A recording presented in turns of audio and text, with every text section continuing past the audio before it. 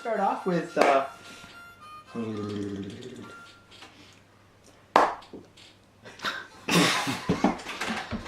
me stop it. I was so Take two.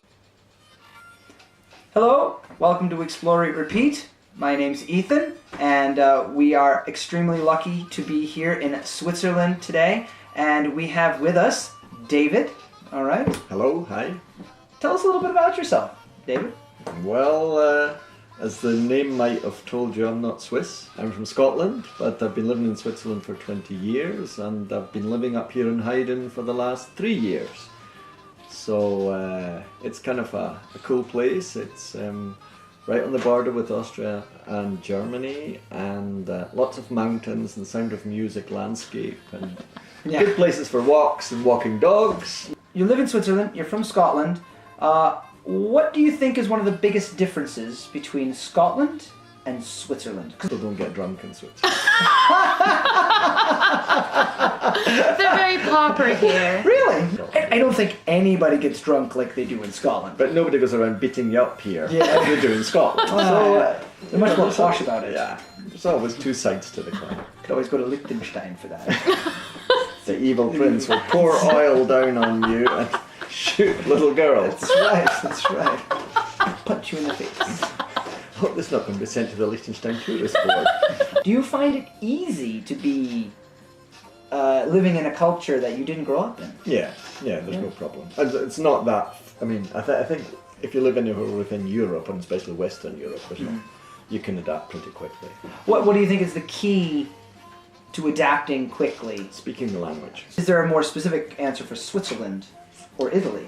It was difficult in the beginning to know how to react socially. I think there are countries where it's easier because on the surface you can get to know people much easier. Like in Italy, it's always easier to speak to somebody just in a bar or in the street or at the table next to you, rather than in Switzerland where people will tend to ignore you because they think they're being polite. But by not bothering By you. not bothering you. Yeah, interesting. I'm definitely not like that. I'd rather bother people. It's nicer. Like it's you. nicer to be bothered, actually. Hello. Hello, We're here to here. live with you. What? Oh, I thought you were only coming for one night. Oh no, you missed the zero at the... This isn't the only place you've lived. You also lived in Italy for a while. Did you... Oh, not for a while, for quite a while. I live in Italy usually weekends. Yeah. Do you find an extreme difference between your life here and in Italy? Or... Yes, socially, yes. It's kind of like easy to get invited, and come along and bring a friend along and stuff like that. Dinner parties here can tend to have a bit of a formal side to them. It almost feels like having a business dinner. You begin to sort of wonder about what are we going to talk about now. What do you think creates those differences in cultures? Because we've noticed that we've talked about the bleed through over the borders of the cultures, but they're still fairly close. And in Italy, you have a very distinctive social culture, and in Switzerland, it's very different. Why? I think education probably. It stems from education to a certain extent. And maybe also because there's an influence in Switzerland of the more Germanic way of behaving. So they just would like to be Italians but don't quite make it. Yeah. But I think it's got a good side to it because there's a certain seriousness to everything, and everything works, administration works. If you're here as a foreigner and you've got to go to the office and get your foreign card or something like that, or your residence permit, things like that, you're always treated very well, which isn't the case in a country like Italy, because I've seen it was like running at the sales and trying to buy something with people pushing and shoving and waving their hands around. Really? Yeah. I've seen an extreme lack of queues Yeah. in Italy. Yeah. You're from Scotland, live in Italy and Switzerland. Which one out of the three has the best food?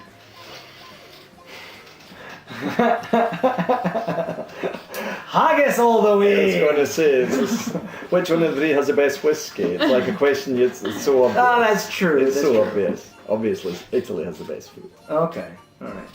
If you had to choose the best food from Italy, what would it be?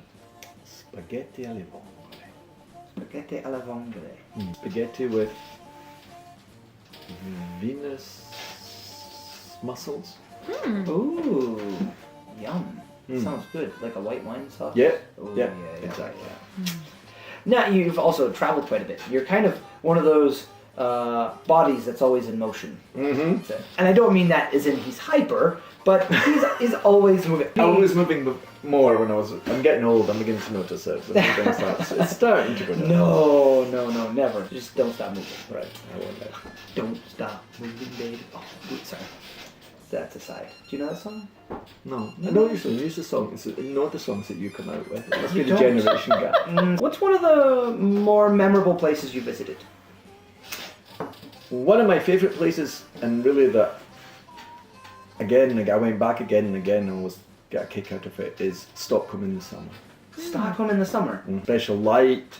There's a lot going on. I mean, you're going out till 2 or 3 in the morning and just walking through the city, and it's really quiet, but it's almost like daylight. What about food there? How's the food in Stockholm? Food in Sweden's quite good. Yeah? They've got quite a good reputation for good cooks and good chefs. There's one place that you haven't traveled that you would like to travel to. Albania. It's the only it's the only European country I haven't been to, so I don't really know if I'd like to go, but I feel I should go. Just check off the box. Yes. Yes. And like to go. There's not that really much left. I used to maybe think Latin America would be interesting to visit one day, but if I don't make it, it's not that bad. Have you been there much at all? No, I've only been to Venezuela. We flew over Angel Falls. That must have been amazing. Yeah, it was quite cool. Except the guy was like this aeroplane with a little guy in it, and he just read his newspaper, and we were thinking, oh God, is this autopilot or what? So that was a wee bit scary, but it was cool.